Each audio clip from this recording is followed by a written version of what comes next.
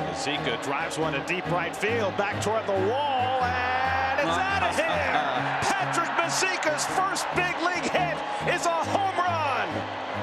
The legend of Patrick Mazika continues to grow. What's up, guys? Welcome back to another Uncle Stevie's Nephews podcast edition. Today is May 16th. The Mets are coming off another tough loss to the Rays, 7-1. I guess we'll go right into that. Well, first off, we got to talk about the Knicks a little bit. The Knicks are the fourth seed in the playoffs. I mean, amazing stuff. I wish this podcast right now could just be about Knicks, but let's get into the Mets. So they lost today 7-1. As I said, this whole series has been really terrible on all sides of the ball. David Peterson had the best start out of everyone. It was a very good start, very impressive, especially coming off that last start that he had where he couldn't get out of the second inning. You saw it creep up on him in the second inning again, but he pushed through it. He was able to have better accuracy with his fastball for sure. And he got all the way to the eighth inning, gave up 2 runs in the eighth inning, which really did not help the Mets' hopes of getting 8 straight wins because obviously they lost. And the Rays just did the 2020 Rays form again, just getting random hits here and there, getting the ball, getting contact, something that they haven't been able to do this whole season, except of course against the Mets. Also their last game against the Yankees, they started to show some life, but this whole series, obviously they get swept. Bullpen yesterday was pretty much atrocious. Nothing really good came out of that. Tommy Hunter pitched okay. He got himself into trouble a few times. Then today, Marcus Stroman gave up, was it two-run home runs? Yeah, he gave up 3 home runs total. Yeah, two home runs, two-run home runs, and then another home run. On the offense for the Mets, I mean, we really nothing. 1 home run by why am I forgetting his name? Patrick Mazika. Yeah, there we go. Patrick Mazika. It was just like totally. I mean, Patrick Mazika is just going to be like the next Jeff McNeil in my eyes. I mean, coming out of nowhere, just doing these crazy things. I mean, his first, obviously we know the story with the bases loaded, all those walk-off RBIs, and then his first hit is a home run. Really good to see. I mean, he probably have a bigger role now with the injury bug going around, which we'll talk about. And besides that, nothing really on the offense. What do you guys think about this past weekend? I think it's unfortunate that, during the 7-game win streak, everyone's saying, oh, the bullpen has looked great, one of the better bullpens in baseball. And then, one of the main reasons why they struggled so much this weekend was the bullpen. And I think the game with David Pearson in particular, you had 3 separate guys blow it, because David Pearson's a 2-1 ball game, runner at second. They go to Trevor May, who had been lights out recently. He has that run come around to score. Then Miguel Castro, very next inning, he loads up the bases. Aaron Loup tries to bail him out. He couldn't do that either. So you had 3 different relievers. All guys have been very effective recently, struggling the last 2 innings to be unable to put that game away.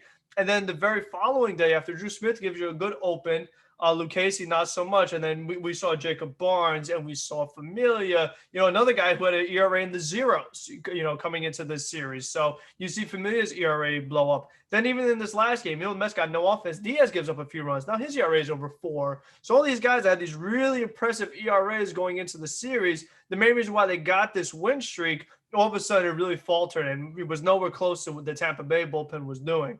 So I think it was you were fortunate to play the Orioles and the Diamondbacks maybe, and this was more of like a true test of where this bullpen actually is right now. That Jeurys Familia is not going to have an ERA in the zeros or the ones, things like that. So it was a little bit of a wake-up call, I think, for the Mets. I think it's just rough in general because when a part of your team like the bullpen is the only, I guess, part besides half of our pitching staff or starters have been doing really, really well the past couple of weeks.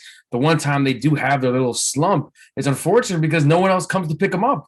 We don't have an offense. We don't have the pitching staff to back them up. So we look a lot worse than we normally would have just because one part of the team isn't doing well. Yeah, when you're on a winning streak, I mean, everything else, you can ignore everything else that's going on and just focus on the winning and everything.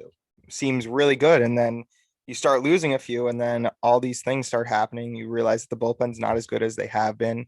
And I'm not too concerned about the bullpen. They're going to have times where they're not good. I mean, it was just like Frank said, a wake-up call. They're not as good as they have been. And I mean, the thing with Luis Rojas that I'm noticing, and I don't know if you guys have noticed this, but he calls on these bullpen guys, and sometimes they do really good, and sometimes they start to falter. And a big problem that I've been noticing is that he doesn't really have like a backup plan for them. So like when Miguel Castro was in, it's happened a few times, but Miguel Castro is the most recent. Um, he gets a few runners on, and in a lot of other cases, I know there's the whole three batter rule, but in a lot of cases, you'd have like a backup person to go to when things aren't going well. And then you have to, what's been happening recently is Luis Rojas has to call on someone to get ready as quickly as possible. And then the previous bullpen arm that's not doing well has to face another batter. And that causes a whole nother things of issues. I forgot there was another even more. I think maybe the DeGrom injury where Castro had to like rush in. I mean, that was a little different because of the injury, so no one was really warming up at the time. There was one that was like, I remember specifically where you should have had someone warming up.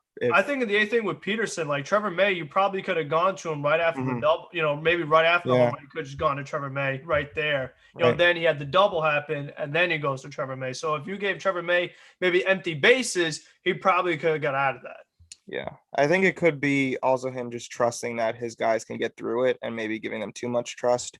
I mean, we had it in the beginning of the season with Jacob Barnes where he should have been taken out and then he gave up, I think it was against the Cubs, maybe, where he continued to give up runs and took the Mets totally out of that game.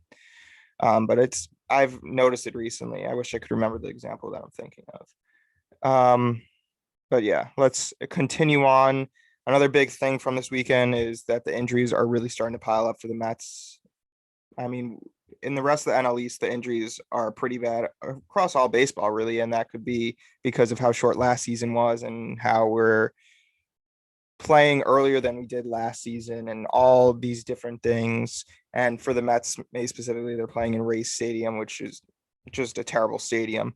But let's just go through all the people that are injured right now. We have JD Davis, we have Brandon Nimmo, we have Noah Syndergaard, which we obviously knew about, Carlos Carrasco, we knew about, Seth Lugo, same thing. Now we have Jeff McNeil, Conforto, and DeGrom as well. But the thing with there's two things with these injuries. Obviously terrible because the Mets need these players on the field, and all these people that are injured are key parts of the Mets first off lineup and rotation, but also on the other hand, I mean, it's crazy how many injuries across baseball are happening, and specifically the NL East. The Braves have been without Ronald Acuna. There was that. What's the pitcher that got injured? Do you guys remember? For which For the team? Braves. Soroka? Yeah, Soroka. Yeah, he stays out. He tries to come back and keeps getting pushed back even more. And then the Phillies today without Albert Realmuto and Harper both. Yeah. And there was another one on the Phillies, but I mean, you look at this whole NL East, everyone's injured, and the Mets had not really faltered to it. And then with Jacob deGrom, it just started to go downhill. It really happened when Carlos Carrasco had that setback, and then it just seemed that things started to really turn. And so now we have these replaced Mets playing. We have the Elars, the Pilars, the Vilars, however you say their last name. Peraza has been nice. And then we have some new players. Jake Hager has gotten some action yesterday. He came in, and then today he came in after all the injuries happened, specifically Michael Conforto. Isn't Hager an infielder? Did he just have to play the outfield? He's utility. He could do infield and outfield. Yeah. And then we have Joneshi Vargas. Joneshi. Yeah. Joneshi Vargas. Let's just call him Vargas. It's Vargas, isn't it? Or is it just Vargas? Vargas. I don't know. I don't know. Just Vargas. If we want to, he's actually pretty impressive. Someone that I'll be interested to see. He's really fast. Already has 8 stolen bases this season and 33 at bats, 1 home run, 242 batting average. If we go back to 2019, which was the last time that he's actually played in the minors, and he had 249 batting average, 5 home runs, 33 RBIs, where the stolen bases, 50 stolen bases in 127 games. So he's a fast one. He's an outfielder, center fielder, and specifically. And where did my list go? Then we have Khalil Lee getting called back up again. I'll be interested to see what he does. Haven't really paid attention to him I mean, I also haven't had a lot of time to pay attention to him because just got traded to the Mets. Obviously, Trevor Hildenberger was DFA'd. Probably Stephen Tarpley is going to be DFA'd to make room for these players and just everything that's going on with the Mets right now. And yeah, so the replacements so far with Pilar, Villar, Peraza, all those players have been very impressive and was a key part to their 7-game winning streak. But I don't know how long lineup that is without McNeil, Conforto, JD Davis, Brandon Nimmo can really last. There haven't been a lot of updates on McNeil and Conforto so far. I know they're both going for MRIs. McNeil, I think, said that he might not have to go to the IL. With a hamstring like Conforto, I would imagine he has to go to the IL, which is disappointing. I'm not so sure about Jeff McNeil. Jeff McNeil is a confusing one because every year it seems like he has an injury and the Mets continue to like try and push him, and then it just gets worse and worse. And with Jeff McNeil, it seemed like he was good to go. Then he was put in the DH role, and that caused a bit of concern. And then he didn't play the next game, and then he was put back in the DH role, even though they were saying he probably could play tomorrow in the lineup, obviously before what happened today. And then it's so confusing, this injury situation with the Mets. It seems like, I don't know if it's Luis Rojas or just how baseball is in general. They're not being very clear with anything. They're trying to keep everything similar to what happens in hockey, where they don't want to say like what these injuries really are. And it's very strange how these things are happening. And I mean, hamstrings just suck. I mean, it seems like the Mets year in, year out, it's really every team really, but for the Mets, it happens all the time. And key players get taken out for a good amount of time. And I really hope Michael Conforto isn't out for too long because he's obviously a critical part. He hasn't had that great start to the season, but I mean, he's realistically our 3-hole hitter. So these injuries are not good. What do you guys think? I think one of the real unfortunate things is that Nimmo and JD were supposed to be back or really close to back during this Tampa Bay series. And then Nimmo, he had a setback in his, rehab as well, because he was rehabbing a little bit, minor league game. Boom, the finger's bothering him again. We haven't really got much of an update on JD Davis. Luis Guillorme is also out. Albert Almora is out after he had that collision in the outfield against Baltimore. So you're having injury after injury. And then this first inning, McNeil and Conforto, both with hamstring tightness, just for hustling.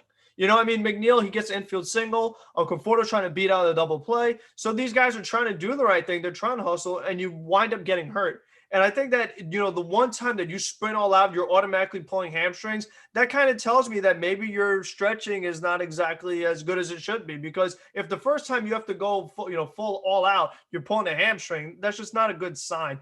And I think with McNeil, what I noticed was that once he came back from the cramps he had against Baltimore, where he kind of just like stopped in between first and second, that was where the injury really first happened. This whole weekend, he usually is very squatted in his stance. He's been standing straight up. So I don't know if maybe that has something to do with the leg, back area. And then he didn't really run the first game he played on Friday. And then today he tries to run again. Boom, his leg bothers him. So you're right. It's lingering, kind of like with DeGrom, where, you thought the injury kind of went away, but it's still lingering. Carrasco, a setback. Like whatever injuries these guys have, they're just not fully healing. They try to come back and then they have another setback. So there's got to be a way where like you really could get them fully healed and just get rid of the injury altogether. Not play a game, don't play a game, and see if it gets better, then it gets worse. I just think, like you said, the way they've been managing it has just not been the smartest route.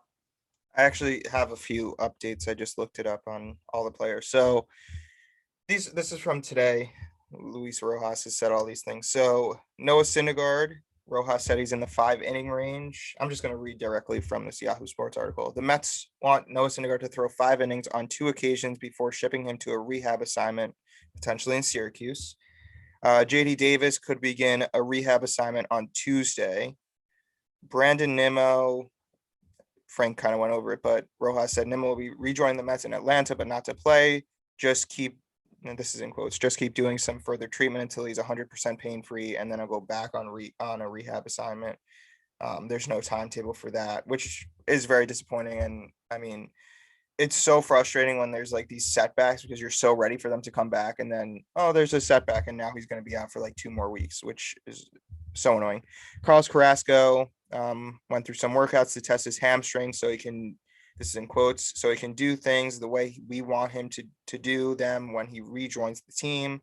Carrasco is still on a week-by-week basis. which is also frustrating. Seth Lugo, he's facing batters. He's almost at the point where he's going to have a rehab assignment and have a few outings there before he joins the team. And Luis Guillorme is not swinging a bat after injuring his oblique. So he's the farthest away for sure, it seems like. Seth Lugo, which I'd say JD Davis, it's either between JD Davis and Seth Lugo who comes back quicker. But, I mean, and then you just add Conforto and McNeil to that list. And, I mean, these are just key essential players to the Mets. And what is very good is the Mets did a good job of getting these viable backups. But I don't think anyone wanted nor expected the Mets to be in a position where they have to call up a bunch of these players to make up their bench because all these replacements had to come in this early into the season for key players. And now I'm just like, I watch these players run down the line. It's similar to like when Yoenis Cespedes kept on getting injured because he would try and run hard. I'm watching every single Mets player come up, run hard to first base and waiting to see a wince in them. And it's one of the more frustrating things. Like, you have to think that what they're doing in the gym might not be the best idea if they want to hustle one time and then they pull something. Like, there has to be a way to do that because, I mean, anyone can run hard and not pull a hamstring. So it's obviously something they're doing in the gym or not stretching enough. But either way, very frustrating. So let's move on. We talked about the bench mob, which has been nice. Now let's move into some of the more frustrating things. James McCann still looks terrible. Besides what he can do behind the plate defensively and get the starters through a game, be aggressive and all that stuff, which is obviously good. And we've seen him throw out players at second base, which is a thing the Mets have been lacking. But another reason we got James McCann to replace Wilson Ramos is to have some offense as well as his defense. And his offense has just been terrible. I mean, it seems like he can't get any lift to his balls. It's always on the ground or a line drive. And I thought I started to see a little glimpse of that. I don't know, maybe last week he had a game where he kept on getting the balls in the air and maybe there was going to be turnaround, and that didn't happen. He continues to strike out in key moments, get into double plays in key moments. It's been very disappointing. I was really looking forward to watching James McCann, and I really hope he does turn it around, but he's, after this week with Dom Smith playing well, which we could have talked about, but we aren't. James McCann is the one that I'm the most concerned about at this point. As last week we talked about who we're most concerned about. What do you guys think about James McCann? Do you think he can turn it around at some point? I think he's going to have a chance to prove himself, whether it's next week or maybe hopefully not. We don't have to wait till next month to find out, but I think there's going to be a time where he's going to change the tides and he's going to show that he's not only one of the best defensive catchers in the game right now, but he's going to improve on his offensive needs. Because I know you said he's obviously lacking on the hitting side of the ball. He's not doing that well, but I think he's going to be able to change it. Like, I'm worried a little bit, but I like how optimistic he's been throughout the whole process, and I think he's going to be able to change it. Because, I mean, if not, it's kind of the same situation we've talked about, not going back to the injuries, but we've talked about like how we never had all these backups and all the people that can step in for people who aren't performing like James McCann. And although he's doing well defensively, you want to keep him in the lineup. There's other players that will be able to take other slots. So I'm not as worried about his offense as it would be as someone else who's coming in to replace another injured player. Yeah, just going off of that. I mean, the one thing is like Tomas Nido has played well, and we see that James McCann is struggling. So I don't understand Luis Rojas not putting Tomas Nido in more. We know James McCann was a backup and doesn't have that many games in a regular season on his legs, and maybe he's starting to get tired because he's never been a number one option. So I would like to see Tomas Nido in a few times to try and maybe help James McCann get through this and turn into an everyday catcher that we signed him for. And I think that could help, but hopefully. All right. Frank, any comments or? No, I mean, it's what you said, a lot of strikeouts, a lot of ground outs. I mean, those are the two things you can't do. And the other problem is like, he isn't just striking out, but he's chasing bad, Yeah. you know, like pitches in the dirt, he's swinging at. There was that bad, I think it was yesterday, first pitch on the outside corner, just going after it. All right. It's on. There's just like, it's just not, it's really hard to put into words. Like, he's just not having productive at bats.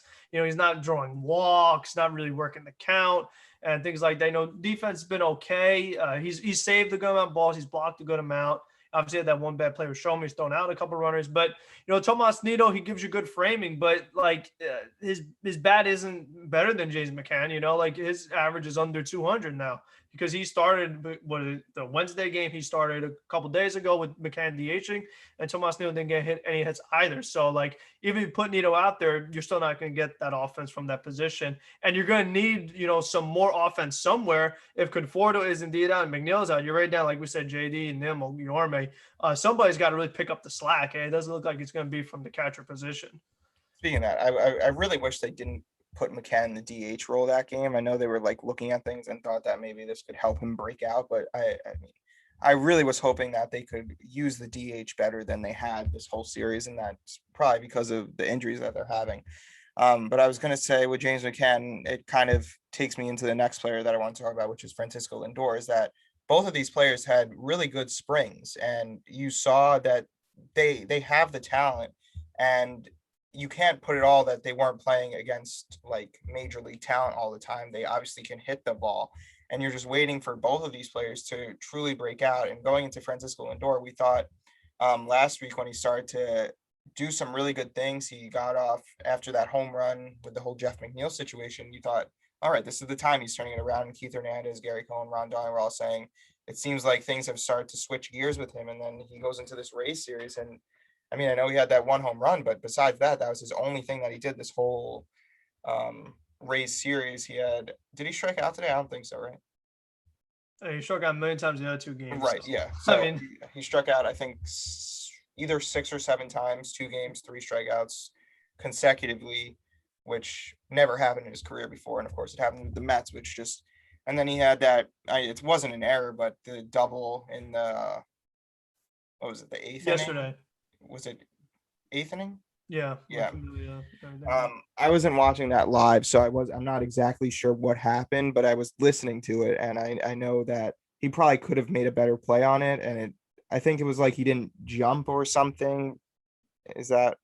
I mean, it was a jump, but it didn't look like it was like a big time jump. I mean, he wasn't going to touch the rim, so to speak. You know what I mean? But it was just a really bad series for him, and was really disappointed with the strikeouts. Because even throughout his whole season, it's been a struggle. He hadn't been striking out too much, but when you saw that, those multiple strikeouts in back-to-back games, something that he obviously has never done in his career before, it's like, what's going on here? He changed the hair color, didn't really change the performance. Like the change in hair color. You know what I mean? So that really has not worked out. And it's really disappointing because, like you said, the talent is there. And you would say, oh, maybe it's the New York pressure, but this time you were in Tampa. Right. And like we said, this probably is a tough field. It probably has something to do with the way the ball bounced, probably something to do with the injuries. A lot of the hits that the Rays got late the other game, really low hit probability, they're in the single digits. And it's a very tough place to play. And I bet the Mets are really happy that they're out of there and they're not coming back anytime soon. Yeah. The thing with Francisco Lindor is like he was playing really well for, I'd probably say, a week span. But I was watching and he was getting like some extra base hits here and there, which is something that he wasn't doing. But it still didn't seem like he like broke into that Francisco Lindor that we've come to know when he was on the Indians. And I was like waiting for it to continue. And then I was just waiting for him to go back to what he was in the beginning of the season, which it's still the beginning of the season, obviously. But I mean, and he reverted back to it, which is scary because I wanted a trending upwards, not a trend downward, upward, then downward again, even worse. And I think Tyler Glasnow really got to him because his at bats, like there was one time where he smiled after he struck out, which he was just so off of that. I don't know what the pitch was, but it was obvious that he wasn't on. Tyler Glasnow was pitching really well for a good portion of that game. And it looks like it really got to Francisco Lindor, also Pete Alonso, but Pete Alonso obviously has hit better now. All right. So we got the two newbies with James McCann, Francisco Lindor struggling, which is upsetting. Obviously, actually, we already talked about this. They won 7 in a row, lost 3, but they're still in first place because everyone else in the division either has injuries or the Marlins and the Nationals are just not playing that well. And I mean, somehow we're still in first place. That 7-game winning streak obviously really helped us. We're 2 games over 500. And at this point, I mean, you just got to hope that the Mets can somewhat sustain like a 500 record with all these injuries and just wait for everyone to come back and be full health again. I mean, it'll be interesting to see where these lineups take us, and might take us back to like 2015 days with the John Mayberry, Eric Campbell situation, who Eric Campbell has a new job with the Mariners, who are just picking up every old Mets player. We can also talk about Jared Kelenic a little bit. I mean, we got the first glance at this player we gave up for Edwin Diaz and Robinson Cano. And it really sucks. And I wish I wasn't doing this. Is like, I'm rooting for him to be bad. And I know as like a baseball fan, I shouldn't really be doing that. But as a Mets fan, I feel like I have to, because I can't. After he had his home run and 2 doubles, I woke up and I was like, I really don't want to deal with this for the next 10 years, where Jared Kelenic is just playing out of his mind, lives up to all the expectations that he's another Mike Trout, while we have Edwin Diaz, who pitches good sometimes, and we have Robinson Cano, who's going to be a problem for next season with the payroll. It's so frustrating. And I haven't really experienced where the Mets had to, like, obviously the Mets have lost players that are good, but nothing to the level of Jared Kelenic. And I had to ask my dad, like, has this happened before, just to make me feel better? And he gave examples like Scott Kazmir, things like that. These players the Mets had to give up that turned into really good players. And I wish I didn't root for Jared. Well, yeah, I did bring up Michael Fulmer. Yeah, Michael Fulmer. Yeah, but he was a one-year wonder though. Then all of a sudden, Michael Fulmer hasn't been good, that great. But Nolan Ryan I brought up, but he was saying that he did pitch some good games for the Mets, obviously. But it's so frustrating. I wish I didn't root for him to be bad, but he did. I know his stats. He went 0 for 5 yesterday, 0 for 4 today. So we're on a good trend if you're rooting against Jared Kelenic. But he seems like such a nice guy. I wish I didn't have that way of thinking about it, but I do. Do you guys have any comments on Kelenic or anything? Just pain. That's all it is. It's just pain. Like, you just see it like do I just like pain. That's it. Like, we talk so much about like when you're a true center field of the future. I know. Is it George Springer? Is it Jackie Brown? Blah blah blah. It's like we had the guy all along and we gave him away. Friggin' Brody. You know what I mean? Like, if only Cohen could have been here earlier with Sandy. Like, because Sandy was never ever doing that trade. Right. I know. It's just against everything Sandy does. Like, I'm so surprised he traded away Jimenez for Lindor, like even stuff like that. But the good sign is that these minor league guys, I know this wasn't on the docket, but these minor league guys, Mauricio, Beatty, Vientos, Alvarez, Armstrong, they've been doing well in their spring training games. Yeah, so definitely. They're on a good trend. And I'm really excited for whenever they do show up. And they also talked about Thomas Zapucki maybe is going to be in the rotation at some point soon, because I don't know what the heck they're doing Yamamoto, but you should, if you knew you're going to need guys to fill in for DeGrom, you don't have much confidence in Lucchesi. It's like sometimes he's going to pitch, sometimes he isn't. You really should have had Yamamoto lined up for one of these games. And if you were to pitch him Tuesday, they said it'd be like 3 days rest or something like that. So the way they've managed that has not been the best either. Let's actually talk about Lucchesi quickly. I think that experiment's over. I'm done with watching him pitch. I mean, he can pitch a one inning here and there. Like, he can be a bullpen arm, but I don't think he can last more than 1 inning. We see it over and over again. Luis Rojas even said he's going to get another chance, which that bothers me. I mean, we have a Jordan Yamamoto who's pitched pretty well. I mean, especially in the minors, and we have is it Zapucki? I didn't even know that's how you say it. Yeah. We have him. We have other players like Gesellman. I would give. Foley came in that game. He gave you what? Scoreless inning. Yeah. Not scores. We gave him 1 run the inning and a third. Like, he could give you a good. Like, if you have Drew Smith open, or you have was it Tommy Hunter open again, 2 innings, 3 innings. You have Shohei Foley give you another 3 innings.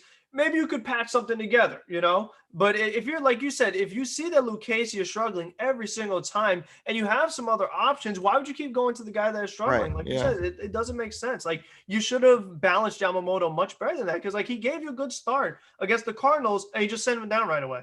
It was like, what was the point of that? Right. And I mean, that it's like it kind of goes with the trend of Luis Rojas. That, I mean, I don't know if I can blame it totally on Luis Rojas, but you have to have other options. You can't just keep on going to the guy that's not doing well. And I mean, it's not like it's been 2 starts with Joey Lucchesi or 2 bullpen games with Joey Lucchesi that hasn't gone well. It's literally been almost every time that he's gone out there. And if you have a guy that you're expecting to be like a long man, I really am not confident that you have to go to someone in the first inning to get through the first 3 batters and then go to him, because you don't trust his talent enough for that. And I can't wait till these bullpen games are done. I mean, the bullpen games, like, it's a progressive thing, which is like kind of nice. But for the Mets, I mean, if you're going to keep going to Lucchesi, it just doesn't work out. But again, we see how quickly you can start getting injuries. And even when Carrasco and Syndergaard comes back, hopefully it doesn't happen, but we could be right back in another situation where someone else is injured. I guess we can go into predictions for next week, and then we'll end it there. They play the Braves and the Marlins. They have an off day at some point, right? Is it Wednesday? I don't know the exact day, but I know they have 6 games. They have 1 off day. Okay, let me just pull up the schedule. So they play the Thursday. why is that? That's so annoying. Hold on, here we go.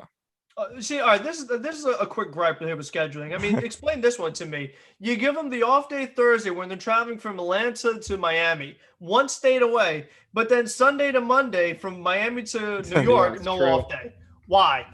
Like the place that's one state away, give them an off day, but the one that's other side of the coast, no. Right, Don't get the that's off very day. true. It's, I really think they put like a random generator and they're like, we don't care what happens. They had to. Because like if you have 162 games, you gotta look at them and be like, hey, do they actually make sense? Like, come on, somebody's gotta mess up every once in a while. For the Mets case, every other week. They've come had on. 2 weeks where they had 2 off days. You play, they had the off day, play 2 games off day. They had twice already this year. Mhm. I mean, like off days should be valuable. They should be used in very certain spots. Yep. Not just, like you said, Spencer, it seems so random. Yeah, that's true. No point, no reasoning. But they play 3 against Atlanta and 3 against Miami. I didn't write down what our predictions were for last week. Sorry I about think that. we're all wrong. Yeah, they were all wrong. I mean, I don't think none of us said they're getting swept in Tampa Bay, so we were probably all Yeah. wrong. I don't remember what I said. I don't know. If I went 2 and 3, I think I might have been no. I might say 2 and 3. Yeah, you might I have. thought they were gonna lose one of the Oriole games, but they won both the Oriole ones. Yeah. So I don't know. I Yeah. might be right. I'm not sure. I don't think they were gonna beat John Means, but they did. So Yeah, and it wasn't even John Means. More like they beat the bullpen. Kind Well, of yeah. Gallen, where Patrick Mozaica, he just randomly plays Mhm. hero, just putting the ball in play. Yeah, that's true. I mean, that Matt Harvey game was really interesting, though. He makes the return, and he was looking really good at first. Then that third time through, the Mets got to him, and the post game comments. That was a really interesting day for sure. Yeah, we could have talked about that, but yeah, it was nice seeing Matt Harvey back. I had like this dual situation going on. Like I want him to pitch well for like 2 reasons. First off, I want to see him pitch well in general, but also because he could be an interesting guy for the Mets to go after if they need another pitcher. But he didn't pitch well, and I don't think his last 2 starts before the Mets was good, but I don't think he's a good pitcher anymore, which is kind of sad. But so my prediction for this week, I'm not in a good state with my Mets fandom right now, so it's probably gonna relate to how I consider this week going. I'm gonna say, see, the problem is they never play good against the Marlins, and the Braves are probably gonna play good against them too. I'm gonna say like 2 and 4. I mean, I would say 2 and 4. Also, going to Atlanta is not fun. Going to Miami, we don't. Neither one of those are good predicaments for the Mets. I want to go 2 and 4, but I think with all these lineup injuries, I just don't really see how they could piece together the offense because, like we said, you have Lindor struggling, you have McCann struggling. You're really looking at Alonso and Dom giving you a majority of the production. Because other than that, you're looking at how much could Pilar and VR really do? They've given you good moments, but on a day-to-day basis, how much could the bench mob consistently do? So I'll say 2 and 4 just as out of hope, but it really feels more like 1 and 5. I don't feel good. I'm gonna go 3 and 3, 500. I don't think we're going to get 2 of those wins or even 3 of those wins against the Braves because they were coming off a hot streak against the Brewers, which is obviously a more competitive team than both of them combined right now because NL East sucks. If you come to NFC East of football, I'm like, another team I got to worry about that has a terrible division. They'll be like, oh, you're not real division champions. Another one. But anyway, I think we take 1 win against the Braves. Hopefully it's the last game.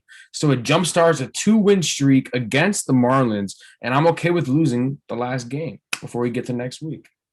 Yeah. Actually, I should bring up. So the plan with Jacob deGrom is that he might be able to start. Is that the Friday game against the Marlins? Yeah, it was one of the Marlin games they said. Yeah. So it's either that he's going to start that or push him for the other time. Yeah.